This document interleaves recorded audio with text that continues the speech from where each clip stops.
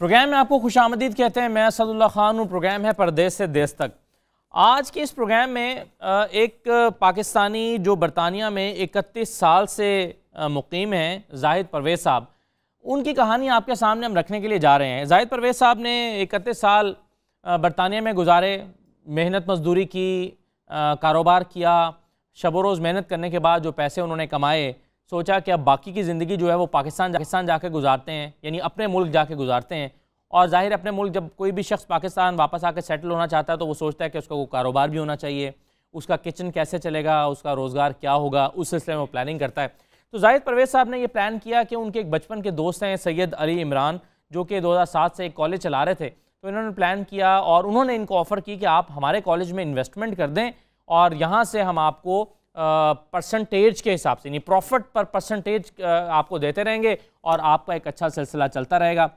जाहिद परवेज़ साहब ने अपने उस बचपन के दोस्त की बात मानी और तकरीबन 1 करोड़ रुपए, यानी एग्जैक्टली ये 94,35,000 रुपये बने, जो कि 1 करोड़ के करीब करीब रकम बन जाती है।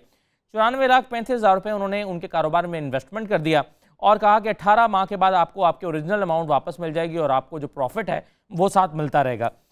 ये एग्रीमेंट साइन हो गया और 2 साल की मुद्दत का इस पर हुआ कि 2 साल के बाद इसको हम मुद्दत को एनहांस कर लेंगे या एग्रीमेंट को दोबारा से देख लेंगे कि इसको एक्सटेंड करना है या क्या इस पर किया जाए।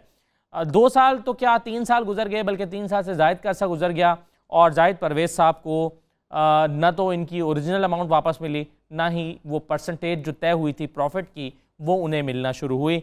और उसके बाद वो उन्होंने कानूनी चाराजोई के लिए तगोदो शुरू की और साथ ही साथ जो ओवरसीज़ कमीशन पंजाब है उसके पास चले गए कि हमारी दादरसी की जाए। लेकिन अब तक हुआ क्या है ये तो ख़ुद हम जाहिद परवेज़ साहब से जानेंगे, जो कि हमारे साथ स्टूडियोज़ में मौजूद हैं। जाहिद परवेज़ साहब, आपका बहुत शुक्रिया, आपको हम खुशामदीद कहते हैं। परवेज़ साहब के साथ मलिक ज़ाद अहमद साहब मौजूद हैं, जो उनके भाई हैं, जो यहाँ पर उनके मामला को देख रहे थे और जो एग्रीमेंट्स हो रहे थे और जो उसके बाद की अब पिछले 1-1.5 साल से जो मुशक्क़त ये कर रहे हैं, चक्कर काट रहे हैं अदालतों के या थाने कचहरी के या ओवरसीज़ के। मलिक ज़ाद साहब चूँकि पाकिस्तान में इनके भाई है तो ये यहाँ पर इस सारा मामला देख रहे हैं। राजा काशिफ साहब इस्लामाबाद में हमारे नुमाइंदे जिन्होंने स्टोरी पर काम किया, राजा काशिफ साहब से तफसीलात लेंगे।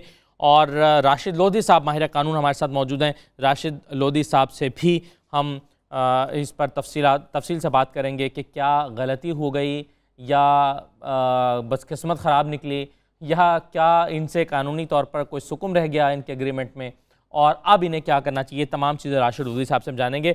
मैं आगाज़ करता हूँ जाहिद परवेज़ साहब से और फिर राजा काशिफ साहब से जानूँगा। जाहिद परवेज़ साहब, सबसे पहले तो ये बताइए कि आपके ये बचपन के दोस्त थे, लेकिन इसके बावजूद आपने अपनी तौर पर कानूनी कार्रवाई की, एग्रीमेंट साइन किया, कि क्या मुआहिदा क्या तय पाया था आपका, कितनी रकम आपने दी थी, कितने अरसे में वो रकम वापस मिलना थी, कितना प्रॉफिट शेयर आपको होना था और फिर वो मुकर कैसे गए आपके दोस्त, क्या हुआ आपके साथ, ज़रा मुख्तसरन बता दीजिए।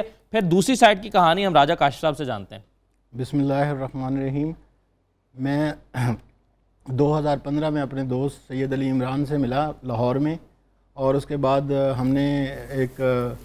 मैंने ख्वाहिश ज़ाहिर की कि मैं बिज़नेस यहाँ पे सेटल करना चाहता हूँ, यहाँ पे सेटल होना चाहता हूँ पाकिस्तान में। तो उनको उस बारे में बताया तो उन्होंने कहा ठीक है, कॉलेज में आप इन्वेस्टमेंट कर लें। मैंने ये रकम उनको 20 लाख रुपया पाकिस्तानी और 25-25 हज़ार पाउंड के 2 चेक, जो कि ये सारी रकम मैं यूनाइटेड किंगडम से बजरिया बैंक बार्कलेस बैंक से हबीब बैंक लिमिटेड में लेके आया था। तो ये मैंने उनके हवाले कर दी। उन्होंने मुझे यही कहा कि आप इस ऑर्गेनाइजेशन का हिस्सा भी होंगे और प्रॉफिट में भी आप शामिल होंगे और इसके साथ साथ हम इस बिज़नेस को एक्सपेंड भी करेंगे जिसमें आप हमारे साथ साथ चलेंगे। लेकिन जैसे ही मैंने ये पेमेंट उनको दे दी, उसके फ़ौरन बाद ही उनका रवैया भी चेंज हो गया और मुलाकात भी ख़त्म हो गई। तो फिर उसके बाद हमने रवैये में क्या तब्दीली आई? मिलना छोड़ दिया उन्होंने, फ़ोन लेने छोड़ दिए। लेकिन 2-3 रोज़ के बाद, क्योंकि मैं लाहौर में था तो मैं इस्लामाबाद में चला गया उनके पास, वहाँ पे तो वहाँ पे मैंने एक कमरा जो है वो रेंट आउट कर लिया ताकि मैं कॉलेज के मामलात को उनके साथ देख सकूँ। तो मुझे एक कमरे में बिठा दिया जाता था, सारा दिन मैं उस कमरे में बैठा रहता था। ना मेरे साथ कोई मुशावरत होती थी, ना ही मुझे कोई टास्क दी गई, सिवाय इस चीज़ के कि भाई आप जो करना चाहते हैं आप उसकी रिपोर्ट तैयार करें। मैं रिपोर्ट तैयार कर करके उनको भेजता भी था, लेकिन उनका कोई खातिर खा जवाब कोई वहाँ से नहीं आता था। उसके बाद फिर जब मैंने उनके कोल्ड शोल्डर देखे तो मैंने उन्हें बारहा बार कहा यार कि मैं यहाँ पे इसलिए नहीं आया कि मैं एक कमरे में बंद बैठा रहूं और आप मुझे मेरे साथ कुछ बता भी नहीं रहे कि क्या करना है क्या नहीं करना, और जो प्रोग्राम चलाने हैं आगे एक्सपेंड करने हैं उसके लिए मुझे फंड्स भी चाहिए जो मैं ऑलरेडी आपको दे चुका हूँ। तो उन्होंने कहा पैसे उधर से तो मेरे पास कोई नहीं है। अच्छा। अब ऐसे ही है कि देखते हैं कैसे करते हैं कैसे नहीं करते। तो फिर उनके साथ मेरा ये मुआहिदा तय आ गया कि भाई आप ऐसा करें कि आप पेमेंट हमें दे जाएं और 18 महीने के बाद विद प्रॉफिट आप अपनी रकम जो है ना असल रकम वो वापस ले लीजिएगा। ये जो मुआहिदा था 19 नवंबर 2017 में ख़त्म हो चुका हुआ है। उससे पहले मैंने अगस्त सितंबर में उनसे कहा कि यार आप ऐसा कीजिए कि यानी जाहिद परवेज़ साहब आपने ये जो मज़ीद रकम उनको दी ये उनका बुरा रवैया देखने के बाद दी, जब वो आपसे कोऑपरेट नहीं कर रहे थे और आपने वापस जाना था, फिर आप उनको पैसे देकर चले गए, ऐसे ही हुआ था? नहीं जी, पेमेंट मैं पहले कर चुका था। उस वक्त तक रवैया बहुत अच्छा था। तो रवैया एक्चुअली ख़राब हुआ जब पेमेंट कर चुका, तो उसके बाद कोई ऑप्शन नहीं थी मेरे पास। तो ये था कि मुझे अब घर भी चलाना था, जो मैं बच्चों को पाकिस्तान ले आया था कि यहाँ पे सेटल हो जाएं। तो उसके लिए फिर मुझे दोबारा वापस कुछ ना कुछ तो करना था जाके अपने किचन चलाने के लिए। तो मैंने उनसे कहा यार कोई मामला तय नहीं पा रहे तो किस तरह किया जाए। तो उन्होंने कहा एक एग्रीमेंट साइन कर लेते हैं जो कि 18 महीने का होगा, उससे ज़्यादा एक्सपेंड नहीं करेंगे, आपको आपकी रकम भी उससे पहले वापस मिल जाएगी बमा प्रॉफिट। और उसके बाद जब मुकर्रर टाइम आया तो उस वक्त उन्होंने अपने फ़ोन ही बंद कर दिए, कभी मेरे सामने भी नहीं आ रहे। मैं कोई 20 दफ़ा इस्लामाबाद जा चुका हूँ, उनके कैंपसेस में जाके बैठा रहा हूँ। 3 कैंपसेस उनके चल रहे हैं इस वक्त, एक इस्लामाबाद में है, एक सैटेलाइट टाउन में है और एक वाक एंड में है। तो यहाँ पे जाके मैं बैठा रहता हूँ। वहाँ पे जो आपकी मुलाकात होती है अपने दोस्त से, सैयद अली इमरान से? नहीं सर, वो मेरे सामने नहीं आते, बल्कि अपने कोई उनका लॉयर है उसको आगे कर देते हैं। नहीं, वो कॉलेज में खुद नहीं बैठते? नहीं, बस वो कहते हैं जी ऑन एंड ऑफ आते हैं। तो किसी भी शख्स को ना तो उनका पता है कि वो कहाँ पे बेस करते हैं, क्योंकि जहाँ पे मैं उनको मिला था उनका घर वो भी उन्होंने छोड़ दिया हुआ है। तो बड़ी तगोदो के बाद पिछले महीने मुझे उनके नए घर का पता चला, तो मैं वहाँ पे भी गया, लेकिन वहाँ से भी कोई खातिर खा जवाब नहीं मिला। वो कहते हैं यहाँ नहीं रहते। अच्छा। तो उसके बाद उनके साथ कोई मुलाकात नहीं हो सकी मेरी। सही है। हालांकि मैंने बहुत कोशिश की कि मैं किसी तरीके से वो मेरे साथ बैठ के ये मामला को तय कर ले। ठीक है, एक मुख्तसर सा ब्रेक ले लेते हैं प्रोग्राम में, ब्रेक के बाद वापस आते हैं।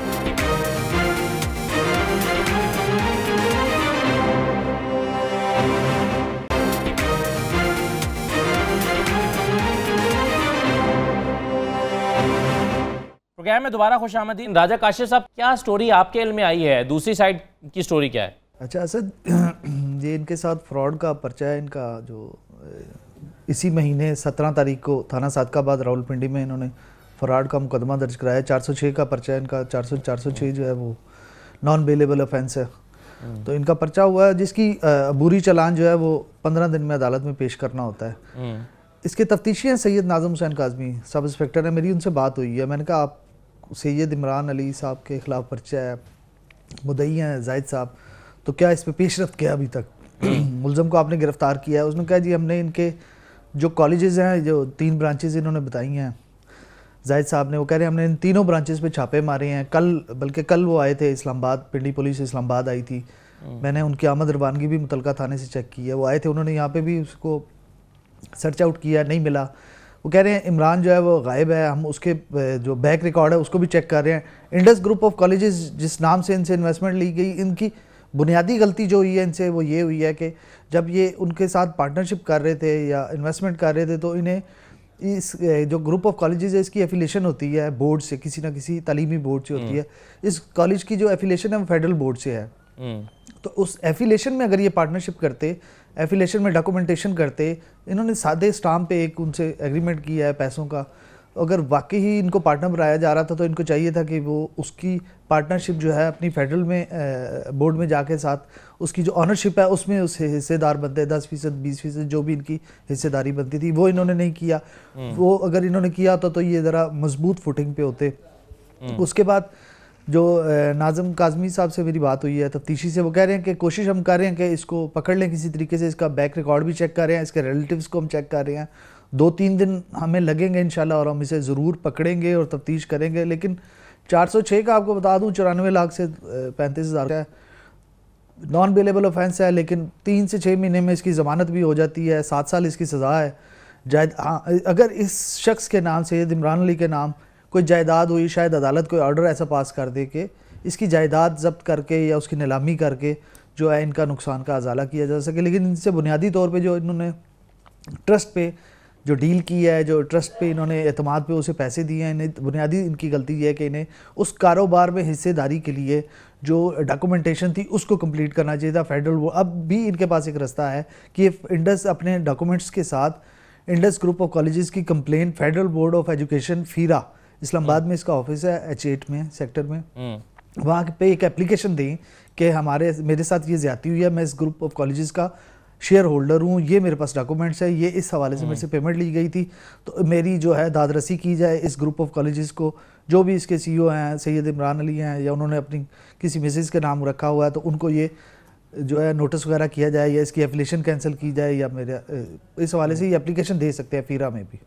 तो ये कॉलेजेस जो हैं ये अच्छे तरीके से रन हो रहे हैं, यहाँ पर स्टूडेंट्स की एक अच्छी तादाद मौजूद है और पढ़ रहे हैं, प्रॉफिट में हैं ये इदारे?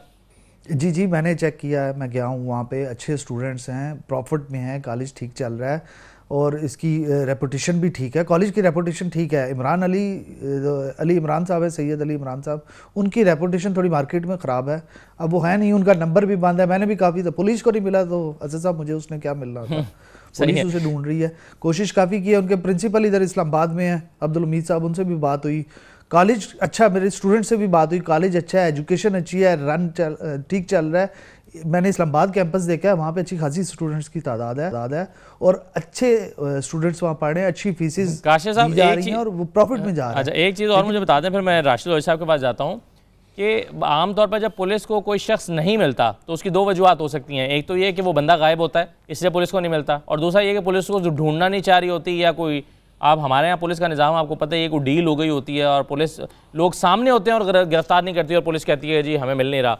तो इस तरह के इश्तहारी भी हमारे यहाँ मौजूद हैं, तो आप इस केस में क्या देखते हैं?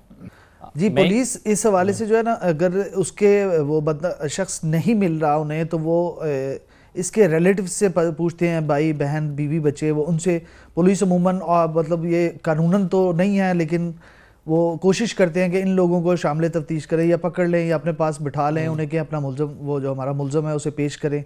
तो इस तरह के वो कोशिश करते हैं कि वो इस तरह की एफर्ट कोई करे। फिर उसकी अगर मोबाइल ऑन हो तो वो उनके सोर्सेज हैं, CIA के सोर्सेज होते हैं कि वो मोबाइल से लोकेशन चेक कर लेते हैं, मोबाइल अगर ऑन हो कि इस टाइम ये शख्स कहाँ मौजूद है। ये एक बड़ी चीज़ होती है जिसके लिए CPO को एप्लीकेशन दी जाती है, मुतलका तफ्तीशी एप्लीकेशन देता है CPO को कि इस मुलजिम की हमने लोकेशन ट्रेस करनी है, CIA के पास ये सिस्टम मौजूद है। तो फिर उसका मोबाइल जब भी ऑन हो पाकिस्तान के किसी हिस्से में भी, तो वो वहाँ पुलिस पार्टी लेके जाके छापा मार के उसको पकड़ते हैं, ये इसका सिस्टम होता है। ठीक है, सही है। अच्छा, अब राशिद रोज़ी साहब, स्टोरी सारी सिस्टम तो पंजाब में है ही ऐसा। जी, ओके। अब राशिद रोज़ी साहब, आपने पूरी कहानी सुनी है, मैं मलिक जाद साहब की तरफ आने से पहले ज़रा आपकी राय जानना चाह रहा हूँ कि अभी तक आपको क्या लगा है कि फ्रॉड हुआ है इनके साथ? जाहिर है वो बंदा एग्रीमेंट किया और उसने पैसे नहीं दिए, लेकिन कानूनी तौर पर अभी तक जो रास्ते इन्होंने इख्तियार किए हुए हैं वो ठीक किए हैं? आपके ख्याल में जो जिस तरीके से एक ओवरसीज़ पाकिस्तानी को पाकिस्तान में इन्वेस्टमेंट के लिए रास्ता इख्तियार करना चाहिए था, उसी को फॉलो किया जाहिद परवेज़ साहब ने? असद साहब, गुजारिश ये है कि एक बहुत अच्छा मुकदमा जो है वो बुरी पैरवी के साथ हारा जा सकता है और एक बिल्कुल कमज़ोर मुकदमा अच्छी पैरवी करके जीता जा सकता है। पहले नंबर पर तो ये बात है। अभी तक इनकी जानब से कोई भी कोर्सिव मेजर्स अडॉप्ट नहीं किए गए हैं। महज एक FIR का अंदराज हो गया है 406 की, जो क्रिमिनल ब्रीच ऑफ ट्रस्ट होता है। उस FIR के नतीजे में वो मुलज़म गिरफ्तार क्यों नहीं हुआ? उसकी गिरफ्तारी के लिए इन्होंने कौन सा लीगल कोर्स अडॉप्ट किया? कुछ नहीं किया। इनको चाहिए था ये 22 से 22B CRPC के तहत ये पटिशन लेके जाते सेशंस कोर्ट के पास कि इस बंदे ने मेरे साथ फ्रॉड किया है, क्रिमिनल ब्रीच ऑफ ट्रस्ट किया है और मेरे पैसे लूटे हैं, और ये पुलिस इसको गिरफ्तार नहीं कर रही है। इनको गिरफ्तारी का हुक्म जारी किया जाए। वहाँ से अगर दादासी ना होती तो हाई कोर्ट में रिट जुरिस्डिक्शन के अंदर इनको करना चाहिए था, वहाँ आते और लाजमी तौर पर मुतलका जो DIG हैं उनको पार्टी बनाते, तो अभी तक उस शख्स की गिरफ्तारी मुमकिन हो सकती हो। और जब उसकी गिरफ्तारी हो जाती तो उसके बाद वो पैसे भी सब कुछ इनको देता। इनकी जानब से ये भी नहीं किया गया। इनको सूट फॉर रिकवरी करना था सिविल कोर्ट के अंदर, चूँकि लॉ जो है कि आप सिविल रेमेडी और क्रिमिनल रेमेडी जो है उसको साइड बाय साइड चला सकते हैं। यानी ये कि वक्त के अंदर अगर आपने FIR का अंदराज कराया है तो उसी वक्त में आपको सिविल रेमेडी भी अवेल कर सकते हैं। कानून में इस बात की इजाज़त है और दोनों कार्रवाइयाँ जो हैं वो साइड बाय साइड चलती हैं। इन्होंने सिविल कोर्ट के अंदर भी रुजू नहीं किया है और वहाँ इनको सूट फॉर रिकवरी जो है वो फाइल करना चाहिए था। तो मुझे जो अभी तक इनका केस सुनने के बाद लगा है वो यही है कि इनकी जानिब से जो पैरवी करने में है वो खासी गफलत बरती गई है। सही है। मैं यहाँ पर एक मुख्तसर सा ब्रेक लेना चाहूँगा प्रोग्राम में। ब्रेक के बाद वापस आते हैं।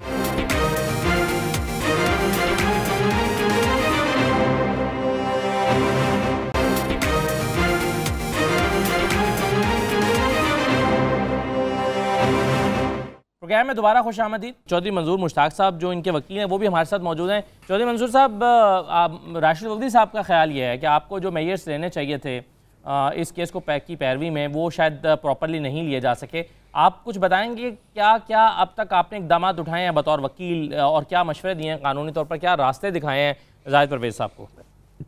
रजा परवेज़ साहब बिल्कुल बिजा फरमा रहे हैं कि इसमें जो है रिकवरी सूट फाइल करना चाहिए था, क्योंकि क्रिमिनल रेमडी के साथ साथ जो है सिविल रेमडी भी अवेल करनी चाहिए थी। लेकिन इसमें जो कोताही हुई है वो है कि ये FIR जो है 19/5/2016 की है। अब इस मतलब इतने अरसे लॉन्ग टाइम के ऊपर पुलिस को FIR जब होती है तो पुलिस को कम अज कम जो है 5-7 दिनों में जो है मुलजम को पकड़ना चाहिए था, उसको अरेस्ट करना चाहिए था, फिर उसके बाद हम जो है उसको करें। अभी तक उसको अरेस्ट उन्होंने नहीं किया। तो दूसरी बात है कि मैंने अपने मोकल जो है परवेज़ साहब इनको बिल्कुल कहा है कि हम सिविल कोर्ट में जा रहे हैं और रेमडी जो सिविल रेमडी है ऑर्डर 37 को अवेल करना चाहते हैं। जी राशिद लोधी साहब। कीर साहब, मैं राशिद लोधी एडवोकेट बात कर रहा हूँ। मैंने कहा कि इनकी गिरफ्तारी के लिए आपको पिटीशन भी दायर करनी चाहिए थी, 22 में भी जाना चाहिए था कि पुलिस जो है 2014 से जब से पर्चा दर्ज हुआ है इसकी गिरफ्तारी क्यों अमल में नहीं आई है, उसके लिए आपको जाना चाहिए था वहाँ से अगर रिड्रेसल ऑफ ग्रीवेंस नहीं होता तो फिर आपको जुरिसडिक्शन को इन्वोक करना चाहिए था, वहाँ जाके मुतल्लिका DIG को SSP इन्वेस्टिगेशन को पार्टी बना के तो फिर ये आपको ये भी साथ करना चाहिए था। सर इसमें ये है कि मैं पहले वकील इसमें एंगेज नहीं था, मैं भी इंगेज हूँ। तो ये सारे प्रोसेस हमने जो है बिल्कुल अपडेट कर दिए, स्टार्ट ले ली है, शुरू कर दिए। इंशाल्लाह विद इन जो है वीक इसका रिजल्ट भी आएगा जी। अच्छा, अब चलें, ये तो वो चीज़ें जो राशिद लोधी साहब बता रहे हैं कि नहीं की, मगर जो काम किए हैं वो क्या हैं वो मैं मलिक ज़ाद अहमद साहब से जानता हूँ। ज़ाद साहब, आपने काफ़ी भागदौड़ की है इस जब आपको ये पता चल गया कि ये फ्रॉड हो गया है, आप कहाँ पर गए हैं, क्या क्या इकदाम अब तक आपने किए हैं? क्योंकि राशिद लोधी साहब तो ये कह रहे हैं कि जो चीज़ें आपको करनी चाहिए थी शायद आपने नहीं की, आपने क्या की? बिस्मिल्लाहिर्रहमानिर्रहीम जी। पहले खान साहब बहुत शुक्रिया जी आपका, आपने इस प्लेटफॉर्म से हमारी जो आवाज़ है वो उठाने का हमें मौका दिया। इसमें जी 3 मार्च में हमने 2018 में ही फर्स्ट जो एप्लीकेशन है वो ओवरसीज़ कमीशन पंजाब में लॉन्च की और उनकी गाइडलाइन पे ही हम चलते रहे, क्योंकि चूँकि हमें ये पता था कि ये बहुत स्ट्रॉन्ग इदारा है, बहुत स्ट्रॉन्ग मामला टेकअप करता है, बहुत सी चीज़ों को ये पर्सनली देखता है, पुलिस इनके साथ राब्ते में होती है, जो यहाँ पे DG साहब बैठते हैं और जो इनके लीगल के मामला यहाँ पे बैठते हैं ऑफिसर्स, वो वहाँ पे पिंडी में उनकी जो अप्रोच है वो स्टार्ट होती है CCPO से और RPO से। तो हमें यहाँ पे पुलिस के मामला चूँकि देख देख के इतने थक चुके हुए हैं कि हमें लगता है कि जो बंदा अपना काम लेके जाता है वो ऐसे लगता है कि वो विक्टिम नहीं है, उसी ने सारे कसूर किए हैं, वही मुजरिम है, वही मुलजिम है। ठीक है जी, वहाँ से हमने टेकअप इसको करवाया जी। ओवरसीज़ से फर्स्ट मीटिंग हुई जी CCPO रावलपिंडी से, कोसर साहब नाम था उनका, गालबन साथ कुछ और भी लगता था नाम के साथ। उन्होंने इसको टेकअप किया, टेकअप करने के बाद थोड़ा सा आगे चलाया। उसके बाद भाई जो मेरे कह रहे हैं अपना लॉयर साहब के, इसको नहीं उस तरीके से किया गया परस्यू। हमने तो जी 1 माह में 3-3 चक्कर भी लगाए हैं इस्लामाबाद में। ठीक है, ओवरसीज़ का हवाला होने के बावजूद उधर से रिकमेंडेशन हुए, किसके पास चक्कर लगाए आपने? अपना CCP ऑफिस थाना सादकाबाद में, और सादकाबाद वाले कहते हैं जी इस्लामाबाद जाएं, इस्लामाबाद वाले कहते हैं जी आप लाहौर में इसको करवा लें, लाहौर वाले कहते हैं जी ये वकुआई पिंडी का। हम इस चक्कर के अंदर फंस के इतना उलझ गए थे कि हमें समझ नहीं आ रहा था जी हमने जाना किस साइड पे, हमें अपनी डायरेक्शन ही नहीं हम वाज़े कर पा रहे थे। दूसरी चीज़ जिसमें ये थी कि ये एक सीधा फ्रॉड है, इसके अंदर बिल्कुल ठीक है जी, वकला हज़रात बेहतर जानते हैं डेफिनेटली हमसे बहुत ज़्यादा, लेकिन इसके अंदर जितनी भी ये ट्रांजैक्शंस हुई हैं ये बिल्कुल मनी ट्रेल है पूरी इसकी, जो बैंक की अथेंटिक हैं और ये कोई हुंडी के ज़रिए कोई हवाले के ज़रिए जो है वो पैसे जो है पेमेंट नहीं जी बिल्कुल कैश नहीं हुई। ये जो पूरी है ये बैंक की सर्टिफाइड कॉपीज़ हैं जिसमें बैंक ने ये पेमेंट जो हैं इसको ऑन किया है कि जी हमने ये पेमेंट फ़लाँ अकाउंट में सैयद अली इमरान के अकाउंट में ट्रांसफ़र की हैं। दूसरा जी उसके बाद सारे मामला देखते हुए अब ये रिसेंटली जी हमने कोशिश की कि वो किसी तरीके से टेबल पे आ जाएं, लेकिन वो टेबल पे नहीं आए बिल्कुल भी, ना किसी कांटेक्ट में है ना किसी पिक्चर पे है। नहीं आपका उनसे बिल्कुल जी out of contact, out of picture, he is totally out of contact. और उसके बाद जी हमने थाना सादकाबाद में गए, पहले आरपीओ साहब के सामने पेश हुए जी। इस 15 दिन के अंदर जी हमारे 2 से 3 चक्कर लग चुके हैं इस्लामाबाद में, पिंडी में। आरपीओ साहब के आगे पेश हुए जी, आरपीओ साहब ने रिकमेंडेशन की जी अपने शिकायत सेल के जो उनके इंचार्ज हैं अपना इंस्पेक्टर हैं या सब इंस्पेक्टर हैं अफजाल साहब, उनको कहा जी, उन्होंने रेकमेंड किया जी थाना सादकाबाद में। थाना सादकाबाद में 3 दिन बैठने के बाद आरपीओ की रिकमेंडेशन के ऊपर एफआईआर लॉन्च हो रही है जी। 3 दिन के बाद आरपीओ साहब के क्लियर इंस्ट्रक्शन थी कि जी इसको 406 की ऑफेंस में ला के इसके ऊपर पर्चा दिया जाए। उसके बावजूद 3 दिन लगे जी, और जो मिन्नतें, जो तरले हैं और जो वहाँ पे ख्वारी काटी है वो इस वक्त हम नहीं, उसका वो एक लंबी दास्तान है जी इसके ऊपर जी। उसके बाद 406 अल्लाह करके हो गई जी वो हमारी अपना। उसके बाद जी छुट्टियाँ थी जी कोई 9वीं 10वीं मुहर्रम की, ये पिछली मंडे की बात है और आज 10-11 दिन हो गए हैं। अगर वो पुलिस ऑफिसर कह रहे हैं कि हमने रेड्स की हैं जी, उनकी बात मान लेते हैं बजा, क्योंकि हम बहस तो कर ही नहीं सकते जी उनसे, मान लेते हैं। लेकिन आपको क्या कहा उन्होंने? हमें जी यही कि उनके लॉयर जो हैं, उनके जो सॉलिसिटर हैं वो हमारे से टेबल पे आ रहे हैं, बैठ रहे हैं, उनसे बात हो रही है। आप जी कोशिश करें कि हमसे कैंपस ले लें। सर हम कैंपस कैसे ले लें? हमने एक इन्वेस्टमेंट की है उसको रन करने, कैंपस इज ऑलरेडी रेंट पे हैं। फर्नीचर उसमें कितना होगा, उसकी असेसमेंट भी, वैल्यूएशन भी लगा लें, वो 2 लाख 5 लाख 7 लाख 10 लाख का, बहुत कोई वीआईपी होगा तो 15 लाख का फर्नीचर होगा। मैं सर क्या करना है? चलें मैं 1 मिनट के लिए आपको इंटरप्ट करूँगा। हमारे साथ वज़ीर इत्तलात पंजाब फयाजुल हसन चौहान साहब मौजूद हैं। चौहान साहब बहुत शुक्रिया, आपने वक्त दिया। कुछ दिन पहले भी आपसे एक केस के सिलसिले में बात हुई थी और आज भी चौहान साहब, जाहिर है आप तो नए आए हैं गवर्नमेंट में, लेकिन ये जो पार्टी हमारे साथ इस वक्त बैठी है ये अगेन ओवरसीज़ कमीशन के डसे हुए हैं। यानी एक एग्रीमेंट इन्होंने एक कारोबारी मुआहिदा किसी से किया और ये 94 लाख रुपए कारोबार में फंसा के बैठ गए और फिर उसको निकलवाने के लिए इन्होंने जितना टाइम ज़ाया किया है वो ओवरसीज़ कमीशन के ज़रिए से ज़ाया किया है। ना इनकी दादरसी पुलिस में हुई है, ना इनकी दादरसी ओवरसीज़ कमीशन में जाकर हुई है, ना पुलिस इनको सुन रही है, कहीं से इनको अभी तक इंसाफ नहीं मिल पा रहा। तो इसमें चौहान साहब आपके ख्याल में एक ज़ाहिर आप बहुत सारे टारगेट्स आपके सामने, आपकी हुकूमत के सामने हैं, पुलिस को भी ठीक कर रहे हैं, आप ओवरसीज़ कमीशन को क्या कर रहे हैं? आपके जहन में क्या है कि इस तरह के ओवरसीज़ जो पाकिस्तानीज़ हैं उनके लिए करेंगे क्या? बिस्मिल्लाहिर्रहमानिर्रहीम। देखो असदुल्ला, बात यह है कि पहले आपका ओवरसीज कमीशन बनाया था सीएम उसमें शहबाज शरीफ साहब ने, लेकिन वो नाम नेहाद था, वो इतना इफेक्टिव नहीं था। अब जुल्फी बुखारी साहब को इमरान खान साहब ने ओवरसीज के हवाले से अपना मामले खुसूसी बनाया है। मैं इन्हें एडवाइस दूंगा कि ये फौरी तौर पर जुल्फी बुखारी साहब से रब्ता करें और अपने केस को इमीडिएटली इसको तो कम से कम सॉर्ट आउट करवाएं। लेकिन एक चीज मैं आपके साथ कमेंट करता हूं कि मैं सीएम साहब से बात करूंगा कि जो पंजाब के अंदर मौजूद है आपका ओवरसीज कमीशन, उसको मजबूत भी करें, मजबूत भी करें और उसको अच्छे तरीके से एक्टिव भी किया जाए, ताकि ओवरसीज पाकिस्तानी जो तकरीबन आपकी इस वक्त एक्सपोर्ट लेवल के बराबर आपके रेमिटेंस है, फॉरेन रेमिटेंस 17 अरब डॉलर जो है वो फॉरेन रेमिटेंस आती हैं आपके ओवरसीज पाकिस्तानियों के जरिए से, तो कम से कम उनको इज्जत, वकार, एहतराम, उनकी जान माल की हिफाजत तो की जाए ना। तो इंशाल्लाह ये आपने बड़े अहम इशू के ऊपर जो है वो क्वेश्चन रेज किया और आप प्रोग्राम भी कर रहे हैं, तो इसको मैं सीएम साहब के साथ डिस्कस करके अगली कैबिनेट मीटिंग के अंदर भी और कोशिश करेंगे कि जो पहले से मौजूद है उसको ज्यादा अच्छा और बेहतर बनाया जाए। जॉन साहब, एक अगर पुलिस का निज़ाम ही हमारे यहाँ ठीक हो जाए, आप जा रहे हैं केपी में आपने पुलिस में रिफॉर्म्स लाई हैं, बहुत बेहतरी भी आई, पंजाब में अगर पुलिस ही ठीक हो जाए तो आधे मसले शायद हल हो जाएं, क्योंकि बहुत सारे केसेस में तो मामला पुलिस से आगे नहीं बढ़ पाता या पुलिस दूसरों के साथ मिल जाती है जाकर, या आपको इंसाफ देने में संजीदा नहीं होती। आपकी बात बिल्कुल ठीक है। इस ओवरसीज कमीशन का बुनियादी मकसद ये था कि जो ओवरसीज पाकिस्तानियों की जान, माल और इज्जत, 3 चीज़ों के इश्यूज हैं जो पाकिस्तान में मौजूद हैं, उनके हवाले से उनको फुली प्रोटेक्ट किया जाए और इमीडिएट उनको प्रॉम्प्टली रिस्पांस मिले ब्यूरोक्रेसी की तरफ से, पुलिस की तरफ से, पटवार की तरफ से, महकमा माल की तरफ से, ये सारी चीजें होनी चाहिए और इंशाल्लाह हम कोशिश करेंगे कि इसको हम अब आपने चौहान साहब ये मुतासरीन जो हैं ये हमारे साथ बैठे हैं, आपने इनको रास्ता दिखाया कि आप जुल्फी बुखारी के साहब के पास जाएं, इमीडिएट तो जुल्फी बुखारी साहब कैसे, मगर वो क्या रास्ता तरीका क्या है, उनके घर तो जाके नहीं मिल सकते वो, मतलब क्या दरखास्त दें, फोन करें, क्या आपके ख्याल में अभी क्योंकि एक मैकेनिज्म तो बंद है ना, क्या इनके पास तरीकाकार क्या होगा? इस्लामाबाद के अंदर जाके उनका बाकायदा ऑफिस मौजूद है, उस ऑफिस में जाके उनसे रब्ता करें और उन्हें अपनी एप्लीकेशन दें और उन्हें बताएं कि हमारा ये इशू है, और वो फिर वहां से बैठ के, जब प्राइम मिनिस्टर हाउस से बैठ के, प्राइम मिनिस्टर सेक्रेटेरिएट से बैठ के, जब आईजी पंजाब को या चीफ सेक्रेटरी को या किसी भी ब्यूरोक्रेट को कहेंगे तो उसका एक वेटेज होगा और इनकी दादरसी भी होगी। ठीक है, बहुत शुक्रिया फैज़ल चौहान साहब। प्रोग्राम में एक ब्रेक लेंगे और ब्रेक के बाद वापस आकर इस इशू पर मजीद बात करते हैं, हमारे साथ रहिए।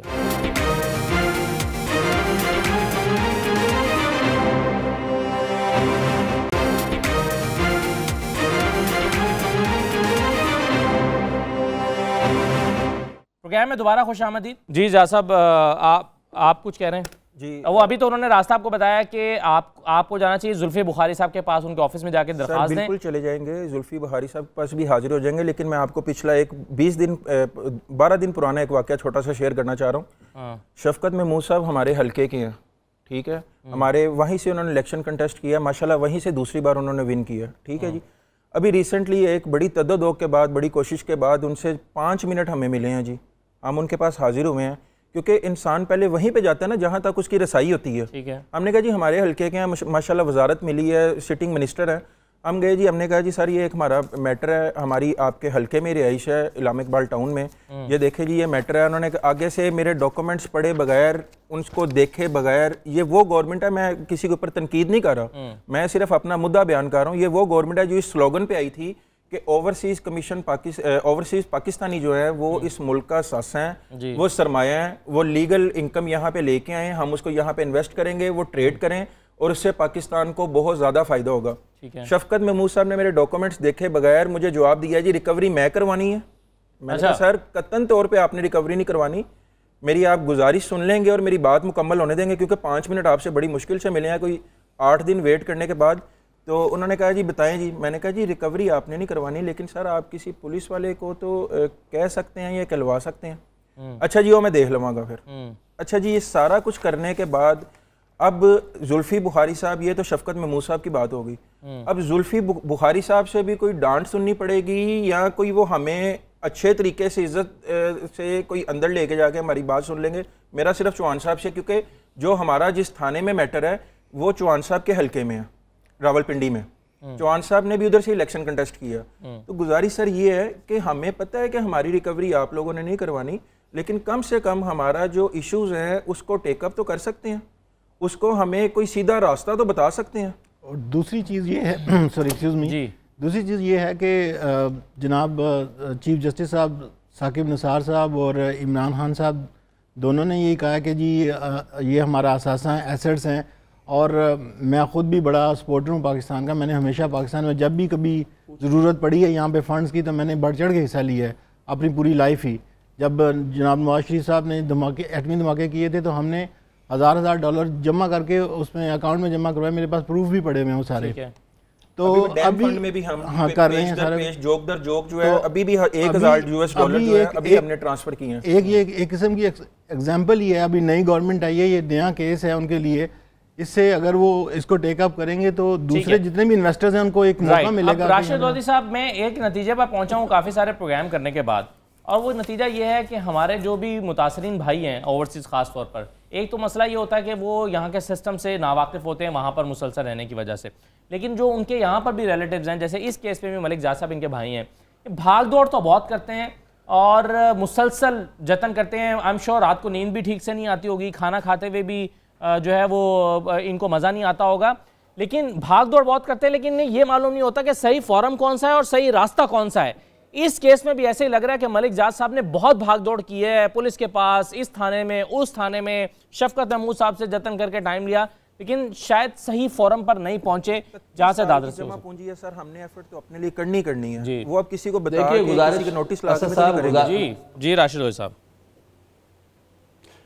असद साहब गुजारिश ये है कि अब जाहिर है ये ग्रीव्ड हैं और हमारी हमदर्दियाँ इनके साथ है, लेकिन मैंने बहुत सारी रेमेडीज बताई हैं और बहुत सारी पहले आपके काशिफ जो रिपोर्टर है उन्होंने भी बताया कि वो जो कॉलेज चल रहा है उसको कैसे जाके मतलब पहले तो इन्होंने ये बताया ना काशिफ साहब ने कि इनको चाहिए था कि जो फेडरल बोर्ड है उसके अंदर जाकर ये पार्टनर बनते हैं ताकि एक स्ट्रॉन्ग पार्टनर होते हैं और कागजात में भी होते हैं, सरकारी कागजात में भी। जी अब आज तक वो रेमेडीज इन्होंने वेल नहीं की हैं।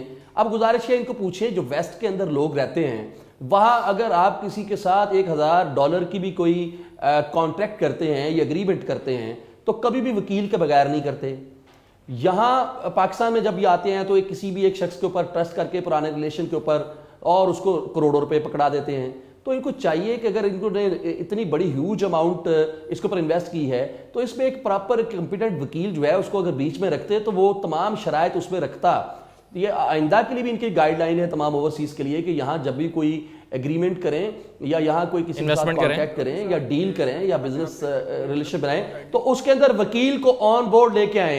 अभी तक तो 2014 से इन्होंने बहुत तक गिरवा दिया, लेकिन मुझे ये लगा है थोड़ी सी टची और मुझे जो लगा है कि क्योंकि हमारा वो क्योंकि हम समझते हैं बचपन का दोस्त था और दूसरा हम लोग ये समझते हैं कि जैसे हम लोग मुखलिस हैं वैसे ही अगला भी हमारे साथ मुखलिस चलता है। ये उम्मीद रखते हैं केसेस में राशिद लोधी साहब होता ये है वो बात कि या भाई होता है या चचा होते हैं या कजन होते हैं। अब ये इनके बचपन के दोस्त थे जिन्होंने फ्रॉड किया। फिर भी हमने अपने तौर पे जितना हमारा नॉलेज था उसके तौर पे हमने अपनी डॉक्यूमेंटेशन पूरी की है।